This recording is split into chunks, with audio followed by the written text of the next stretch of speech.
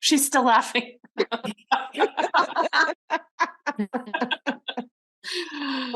That's so funny.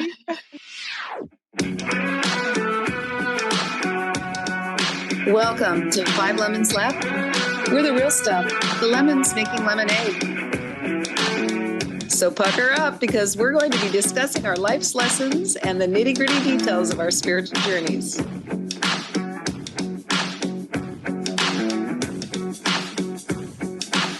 Hey y'all, I'm Amanda.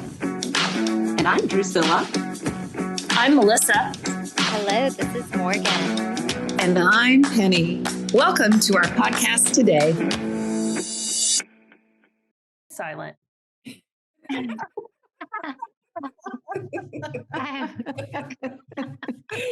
Oh, hello everybody. Hello, beautiful listeners.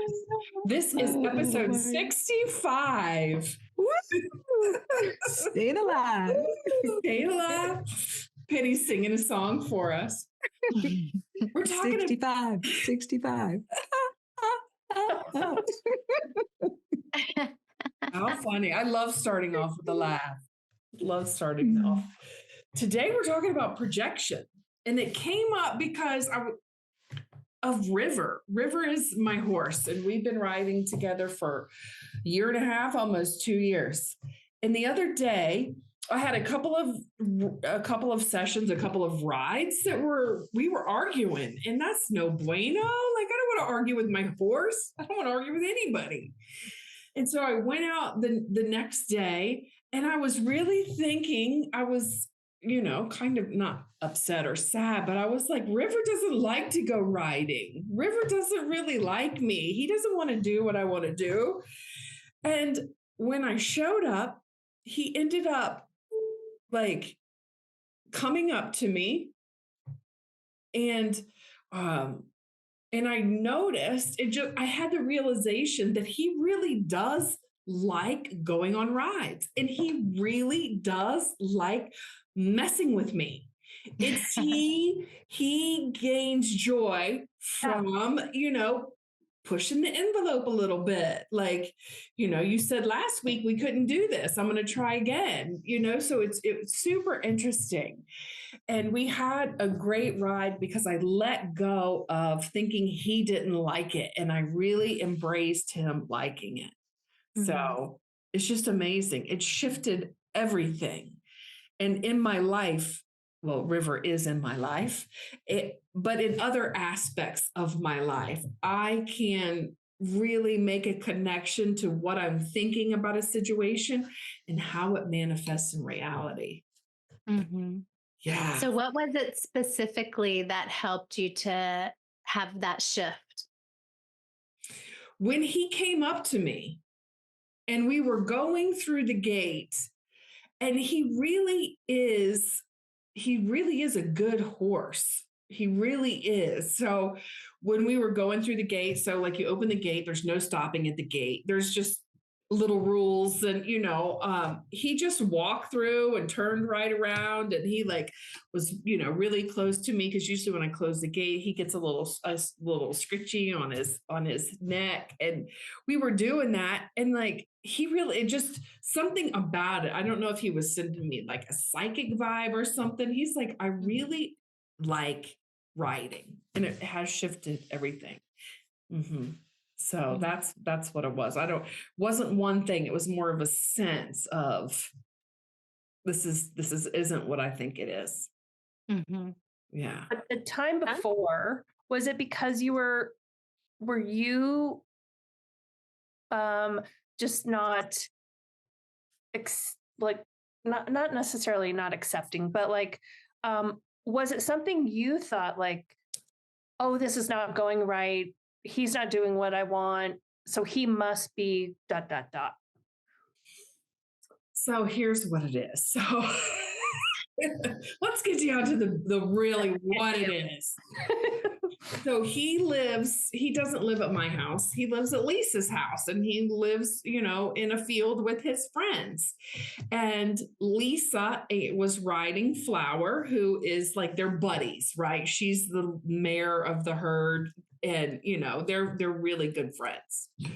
So Lisa was riding Flower and he wanted to hang out with them. So whatever I would do, he would circle back to wanting to go with them. And they left the ring earlier than I did. And Lisa gave me Lisa is also a trainer. She has her whole career in horse. So she gave me a couple suggestions, things to do. So when he goes to the gate, like I'm asking him, so I'm not going to fight with him at the gate, but when we get there, we're going to have to do stuff, right? We're going to have to do certain exercises. And she showed me this. She told me to try this one exercise. And I got so focused on, he really prefers to be with other people other than me. And and now we're somewhere that he wants to be, and we have something to do, and I'll be gosh darn it, we're going to do it because that's the exercise.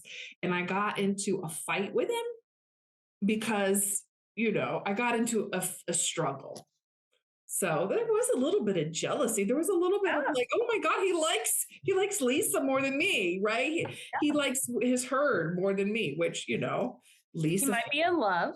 Yeah. He might be in love with Flower. Yeah, of course he is. He's like, that's part of the herd. And Lisa feeds him every day, right? Lisa's never asked him to put any type of pressure on him at all, right? She feeds him and that's it. And can he have a big enough heart to love all of you? Of course he can. He really does like me. He's just Mr. Sassy Pants. Loves you. Yeah, he loves me. So what came up for me, Amanda, is that when you were telling the story, it made me feel like perhaps you were just extremely present in the moment, and that's why you were able to really feel what he was feeling and not feel what you were projecting. That's what I was sensing that could have been the case. Yeah, that is true, because on the way going over there, because I had a couple of rides that I wouldn't deem good, right? Like fighting, right? Like, because it doesn't need to be a fight. So on the way over there, I was clearing out that vibration. Ho'oponopono is a prayer method where you take complete responsibility for what's going on and clearing out all vibrations except it's called a zero state, like oneness. So I was diligently working on whatever would come up in my mind. I was clearing it out. So when I got there, you're right, Drusilla. I think I was just more present to what was actually happening. Yeah, good insight. That's a key part of the story. Was the cleaning, and I left it out completely. The spiritual work, we're on a spiritual podcast. Yes. We got great forgetters. Mm-hmm. What about you guys? Where have you seen projection in your lives? Everywhere. Yeah. Yes. I see it in I don't know if I should take ownership of it, but in the victim story that runs as a thread throughout my life. And it's interesting. I did a reading. One of my friends did a little tarot reading for me the other day. And no, it wasn't. It was the same friend, but it wasn't from the tarot reading. She sent me something from the Gene Keys. Have you heard of the Gene Keys? No. It's like an offshoot of human design, and it looks at these different things in your chart. And one of the keys that's really like one of the most prominent and central themes in my chart is the 55th gene key, which is all about this victim identity. And that's like my big purpose in this life, is healing that. And in order, like, I have to work on that and heal that in order to manifest and demonstrate freedom to the rest of the world. So it's like There's this Rumi poem that my friend Betty shared with me. And the last line of the poem is, your defects are the ways that glory gets manifested. I thought that was so beautiful.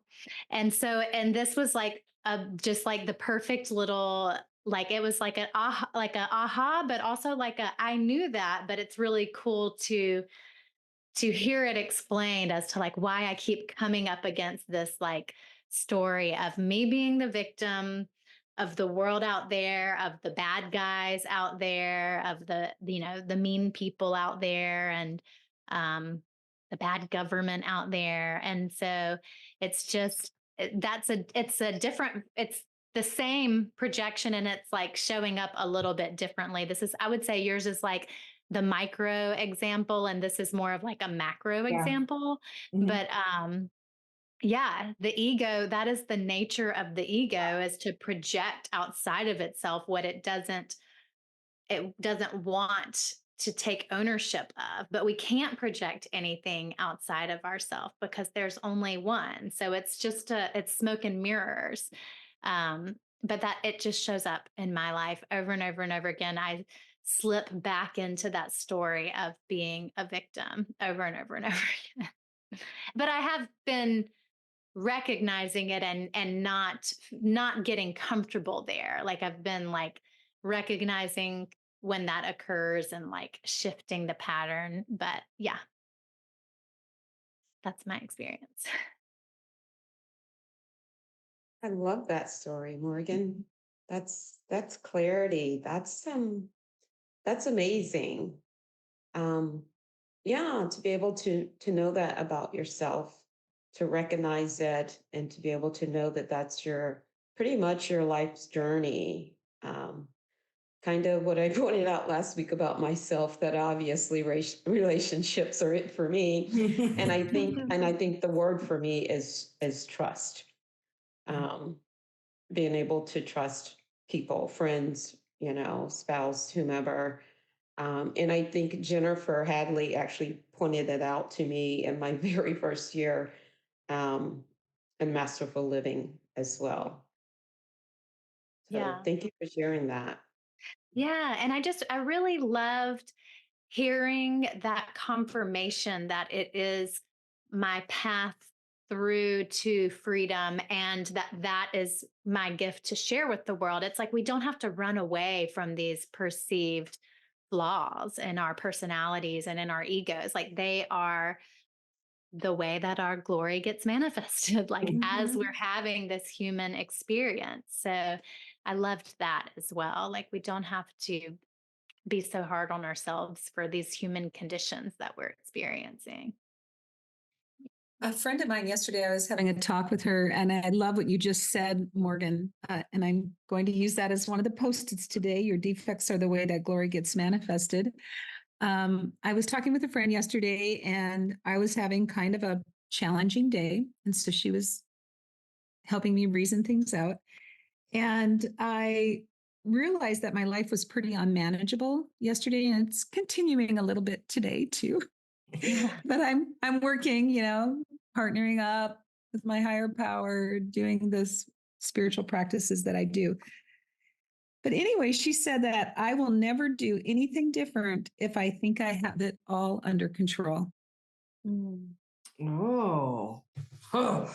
That's why I have to, that's why I have to admit that things are unmanageable before I can really make any changes. So one of the things that I know about projection is that I can, it depends on the mood that I am. Oh my gosh, I don't know if it's just projection or what it is, but I can like really change the mood of the whole household depending on how I am. Kind of like what you were saying with River, Amanda. As soon as you changed the way you looked at River and thought, oh, maybe he does like rides. And then the ride was great, So I'm not quite sure what I'm saying right now, except that I can project bad juju onto people pretty easily when I'm not in a good space. And so, yeah. I don't know if that makes, if that really applies here. Some days we've got it and some days we just may not. And so I'm going to just sit back and hear what the rest of you have to say about that. Penny, it reminds me of that old saying, waking up on the wrong side of the bed, and then the rest of the day is just shot, right? Because yeah. Yep. Yeah, I had all these plans to get everything done by a certain time, and I still haven't gotten it done, and it's the afternoon now. So yeah, it's the pressure I'm putting on myself, obviously. That's really where it comes from, all that I'm projecting onto myself, all the negative stuff. So I guess you can project on yourself too, right? Putting that pressure. Yeah. Yeah, I think it's the mind loop, like really looking at whatever our mind loops are and seeing how it is in the world, like whatever is going on in your mind. How is that in the world? Melissa, do you have an example of that? Well, I just think that for me, I'm big on acceptance or working on acceptance at all times. And I think for me, projection is when I'm just not accepting, when I think it has to be different, or, like like when you're first in therapy and first in your spiritual movement, you deal a lot with like projecting your insecurities and everything that you're feeling onto other people and then blaming them for those things. But really, I think for me, that's just not accepting exactly what's happening or exactly who that person is, or even knowing what you're really feeling. So I would say for me, it's I'm just wanting something to be different if I'm projecting. And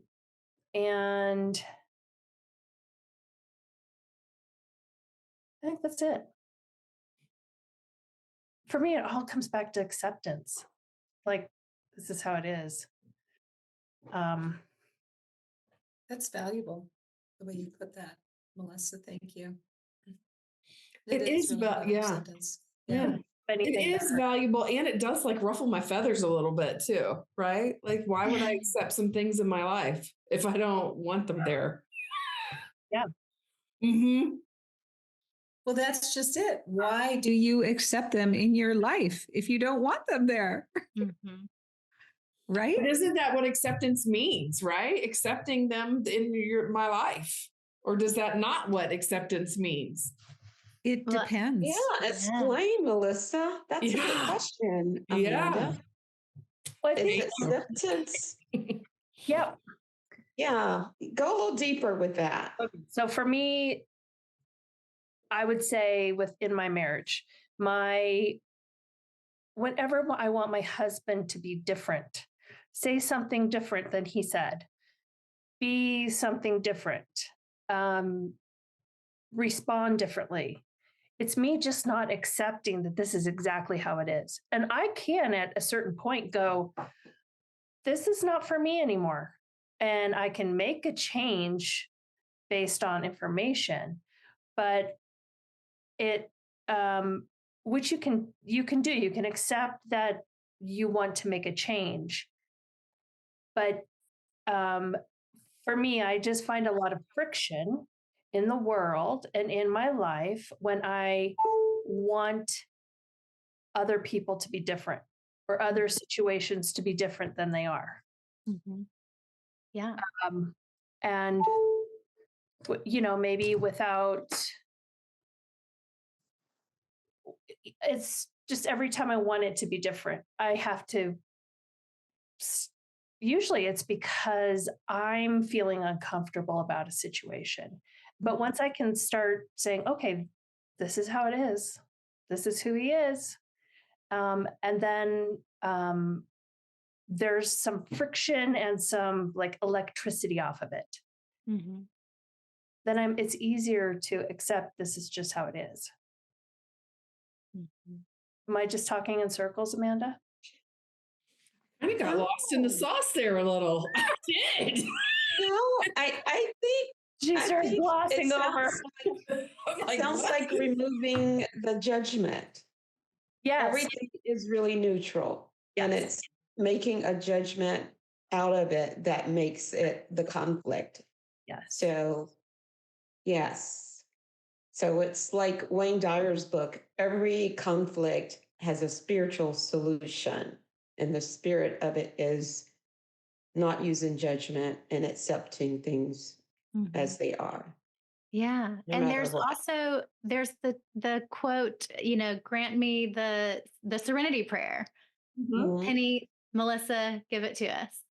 God grant So- me the serenity to accept the things I cannot change, People, places, and things, the courage to change the things I can, which is me. and the wisdom to know the difference. So know when to speak up. And know when to shut up.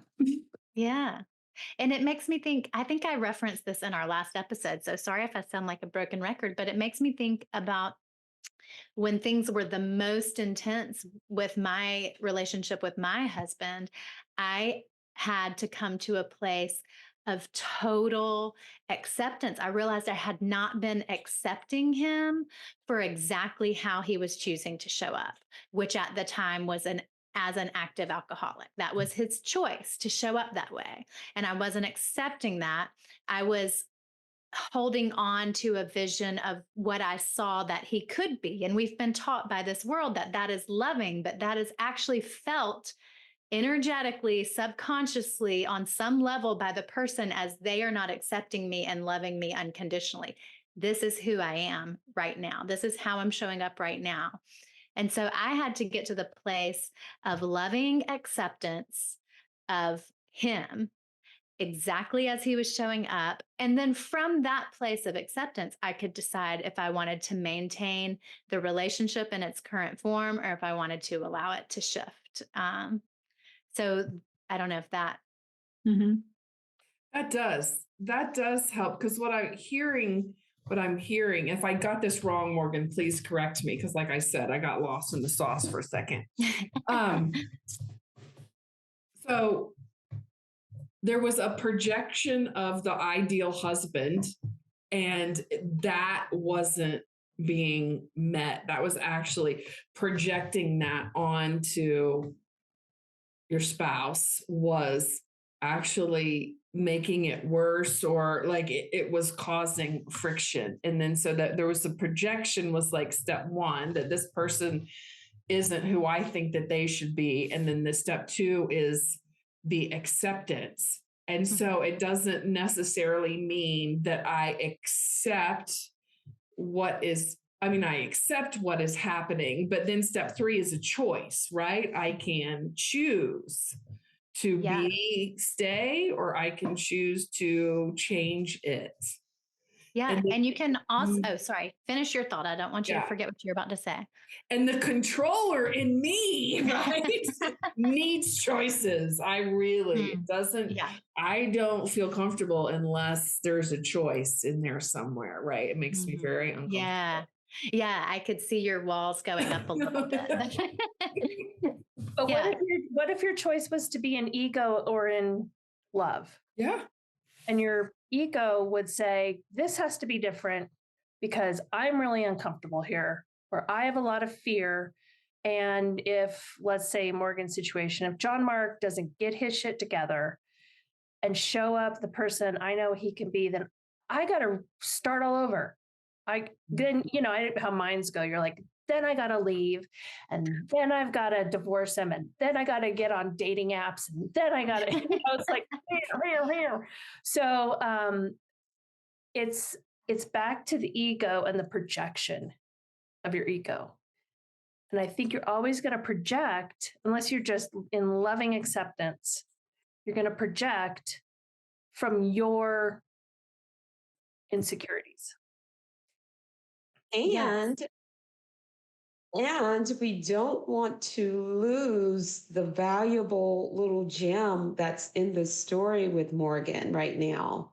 The first part of our discussion was about her and her victimization. So Ding, the ding, fact ding, that ding, she ding. chose a husband who was going to just totally make her feel like the victim that she always wanted to Yes, feel like that's what I anyway. was projecting. Yes. To help her on this journey of healing. And I know this so well because it's my story. It's just not the same Yeah. thing It that shows you're up a working little on. differently. Yeah. Right. Exactly. Oh, I love it. That's so Thank you, beautiful. Drusilla. That's so funny. We started talking at the same time and we were going to say the exact same thing, but I love hearing you reflect that. Thank you. Yeah, it all played perfectly into that victim story. And so you changed your mind and your world changed, or you changed your mind about the world and the world changed. You changed your mind about your husband and your husband changed. Yeah. And it really had nothing to do with you. Right. Or everything. Both. It's like you are both the entire ocean in a drop, and you are a drop of the ocean.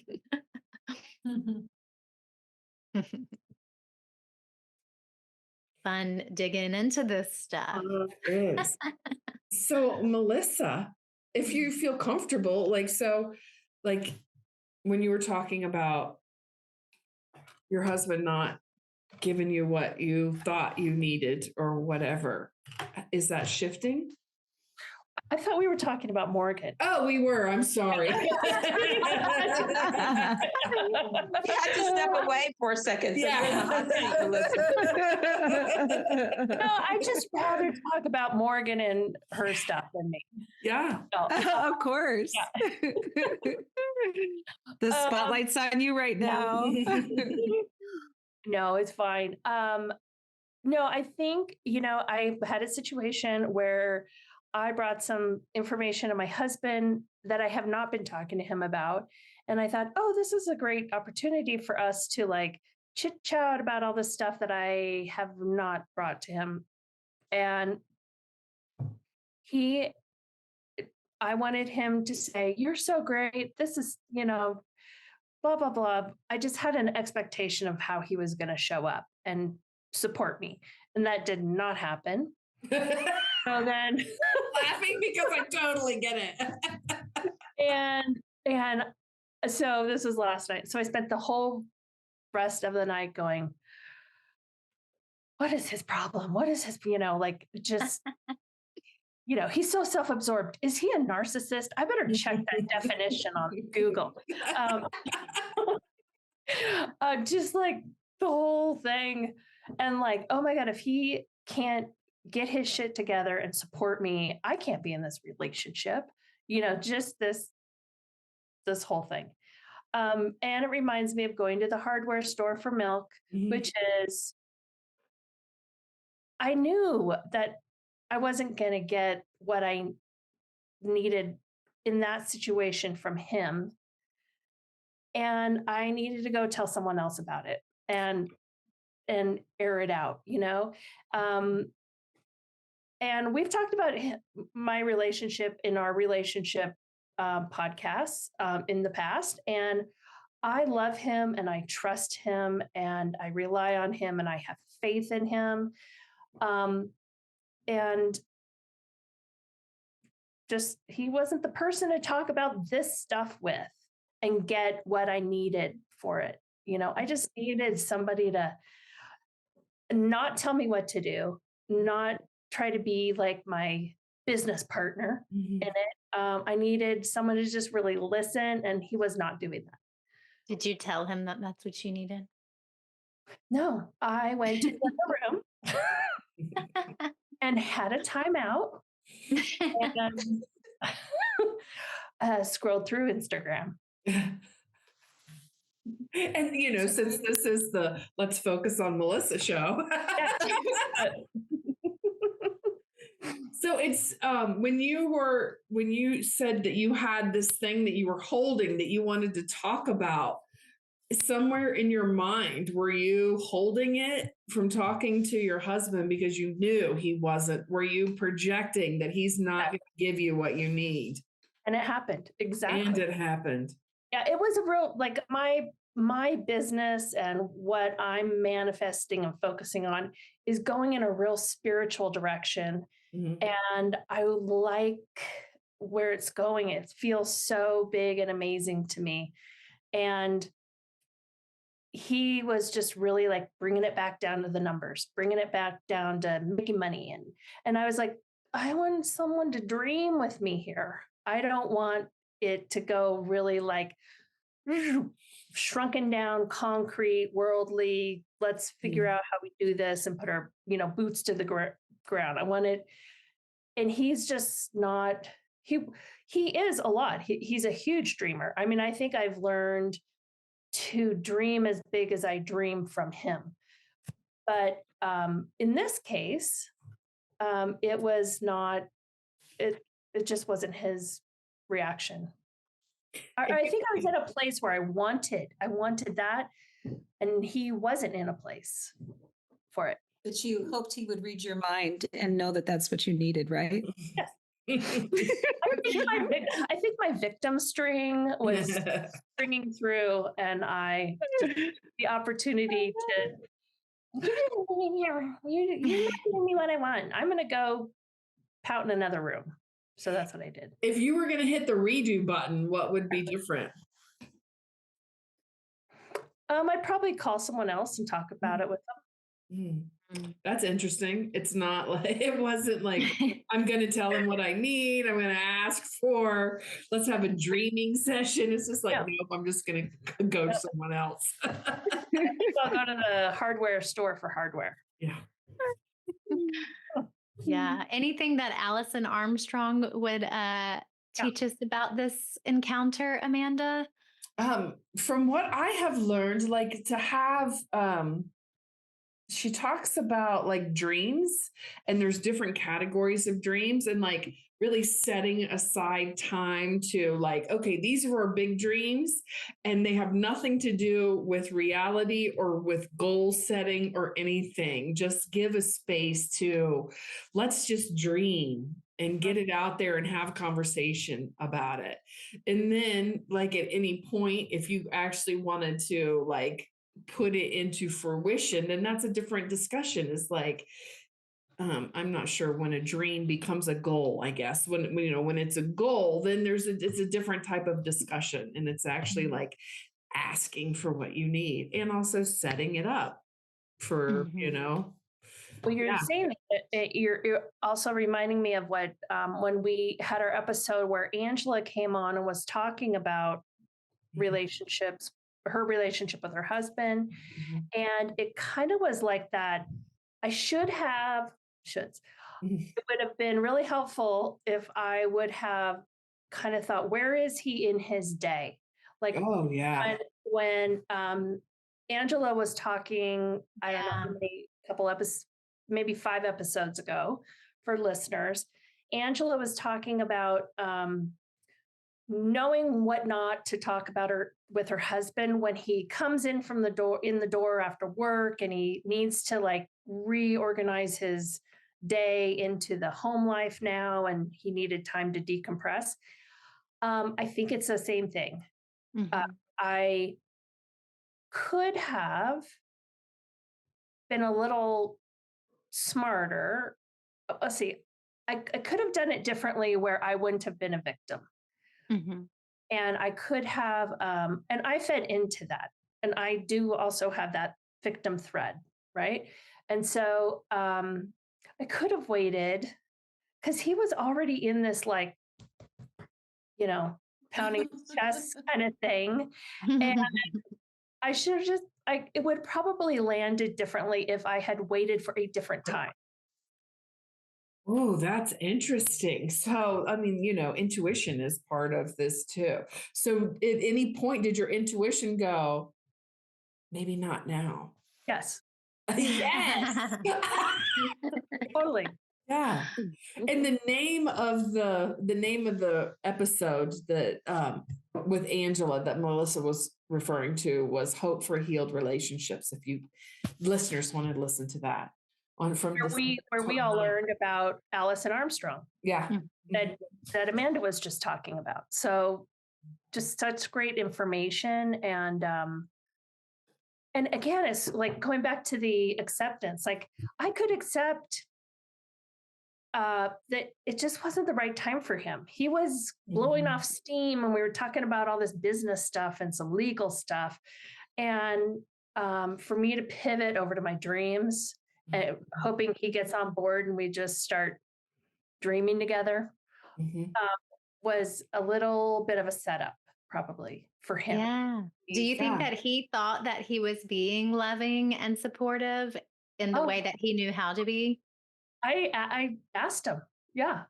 I'm like, I'm just sharing my stuff with you and you're not listening.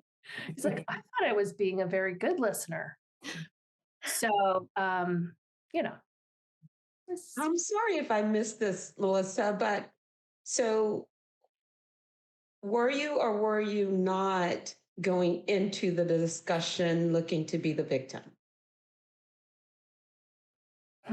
Was there something that happened earlier in the day or something that was making you feel a certain way so that you could go into that situation and get out of it a reason to attack or a reason to, yeah. I love it, Drusilla. Thank you for asking that. I don't think I entered it like that. More that it was a habit. Like I haven't done it a lot recently, but it is an old thing. Like, let's just go in there and set this little situation up so I don't feel very taken care of and acknowledged. Yeah, that's what I meant. Yeah. Oh, yeah. Yeah. I don't think it was I was really at first like, oh, let's talk about this. I just want to talk about it with you. So There's this one woman named Courtney who's in our same spiritual community. And every year she and her husband take a weekend to vision together. And they do like what I think of as like a divine visioning together, and almost like they visualize like in 6 months, and they visualize in like 12 months, and then they do it separately but together, and then they compare notes, and I'm just like, oh my gosh. That I wonder what kind of projection she's doing to have that type of a relationship, because that looks nothing like the type of relationship that I have.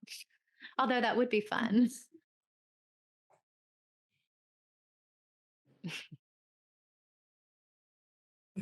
Crickets. I know. Melissa, do you think your husband would ever do that for you? We're all comparing our relationships to Courtney right now. Okay, like none of the lemonettes are going to be going off this year, huh?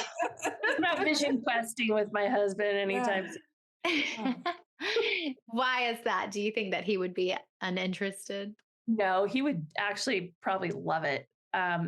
And we do it because we're talking about selling our business, and we've talked about our timing for moving abroad and that kind of thing.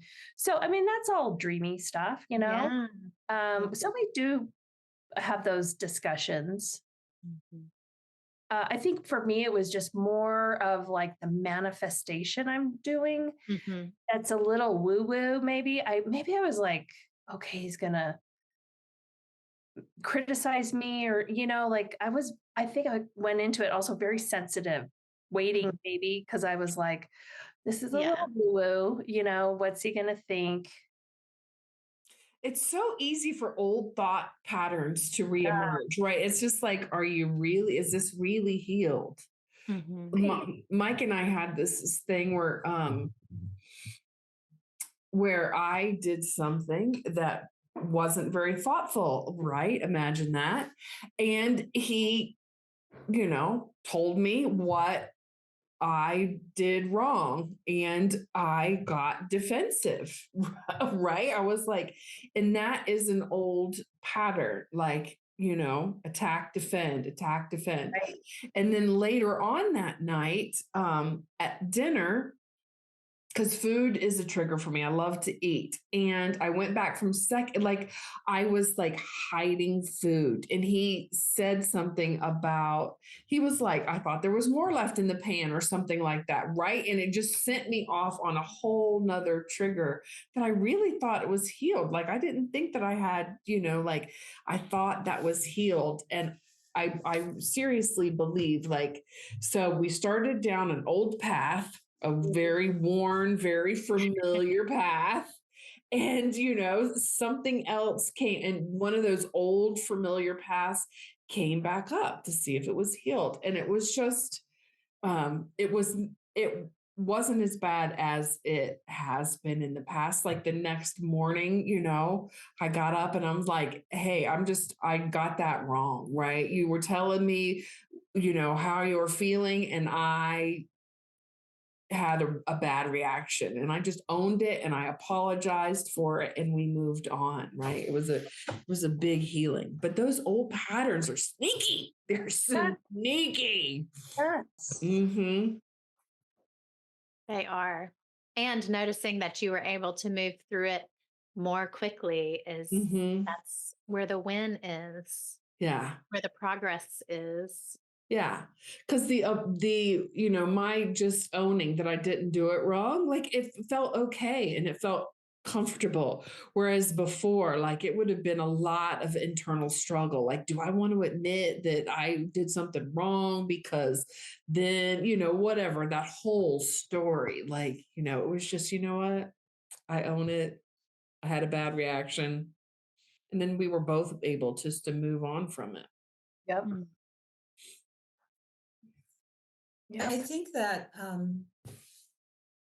the way we were raised is projected. Our parents project onto us, or in Don Miguel Ruiz's book, The Four Agreements, he talks a lot about the domestication of us as, as children by our parents. And so what's the point? I lost my train of thought. Projection from our parents. Yeah. So, that's what I was going to say. So I love how you shared, Amanda, about that you had this old habit. So it started some time ago. You want to get to the root cause of when that happened, like how old you were and all of that, so that you can see what was going on in your life at that time that may have caused you to start hiding food or whatever it is at the time. And so if we can recognize that we are operating from that younger self when we go into maybe Melissa, that's your name. I couldn't think of your name. Oh my God.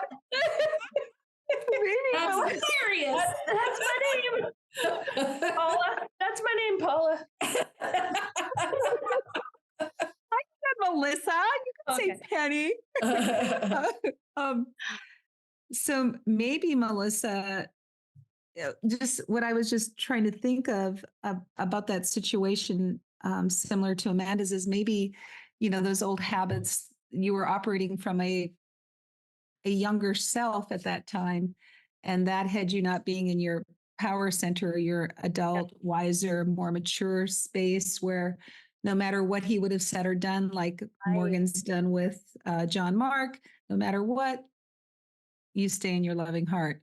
And that's what just kind of came up for me, because I was taught, I think I might still have the voicemail on my phone. I wasn't taught to handle conflict very well growing up.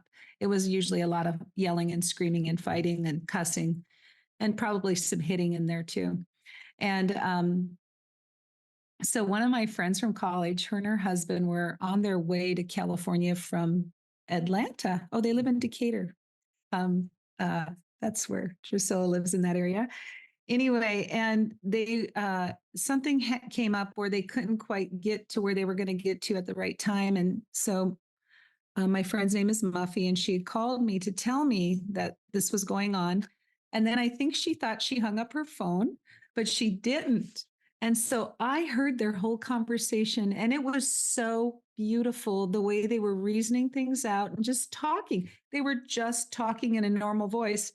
In my family growing up and in my current family that I've created, our voices get a little raised and we get a little loud when we're trying to get our point across and to have a discussion, especially when there's conflict. And so I really think I still have it on my phone. I saved it because it was it was like mind blowing. Wow. You mean people can actually have a discussion and work through a conflict without raising their voice? I couldn't even, like, I could, and this was, I don't know, 20 years ago. I couldn't really wrap my head around that at that time. As I thought, wow, it's just unfathomable, So yeah, so I just, so when you said it was something old, Amanda, that reminded me that it is probably an old pattern that you picked up younger and I know the food forward. part. Yeah, Penny, the food part of it is when I was really young, food was comfort, right? It was a babysitter for me, right? Mhm, So mhm, that's what it was. You mhm. sit in front of the TV and you eat crackers or nobody's home, right? And nobody's home, right? So I consume a lot of food because it was a comfort for me. It was so having conflict and then comfort. I totally see that now. I'm so glad you said that because it's Well, conflict, self-soothing. This is how I self-soothe. This is my comfort. This is how it works. yeah, Mhm. the food brings relief. I'm an emotional eater also. And so the food brings us relief. And we're looking for relief from either, um, pressure that we're putting on ourselves or, Mhm. excuse me, or shame or, something else like that that's come up. We're just really trying to get that relief. Yeah, I get it. What a And rich discussion. yeah. Yeah. And now back to projection. Well, I'm definitely projecting. We're at the end of our episode. Oh my gosh. Well, yeah, what a powerful episode this was. Again, episode 65, you've just listened to. How exciting that you're here. Yeah. Thank you for joining us today. And I have two post-its. And I'll start with the one where Morgan said your defects are the ways that glory gets manifested by Rumi. That was part of one of his poems. And then, unless you're in loving acceptance, you will project from your insecurities or your old habits or your projection that your parents have put on you or whoever has put it on you. So that's my post-its for today. So thank you so much for joining us. We appreciate it. And I'm curious, does anybody have any announcements, any amazing things going on in your lives that you'd like our listeners to know about? Well, I'm a spiritual counselor, and if you want counseling on any topics that we talk about here or anything, you can reach me at Amanda Snyder 123 at gmail.com. Yeah. Awesome, Amanda. Yeah. She's great. How about you, Morgan? I know you had some things coming up. I do. I have a retreat coming up in March 25th through 29th. The 25th is the full moon lunar eclipse. So that's kind of the theme running through our retreat. It's in beautiful Grayton Beach. Melissa can tell you how beautiful it is there. World class white sandy beaches, emerald water, and beautiful pristine dune lakes all up and down the little scenic highway. So it's a beautiful serene setting, and we have instead of being singularly focused on one particular wellness practice, we have a handful of wellness experts, the best in the area, coming in. So we've got a really awesome sound bath happening and a full moon bonfire ceremony to open things and kick things off, some yoga, some qigong. We've got a doctor of traditional Chinese medicine coming to lead us, and some sunrise qigong and some fun workshops and all kinds of different things. So it's going to be a wonderful experience. And if you'd like to join us, you can find out more information at westernlakeretreat.com.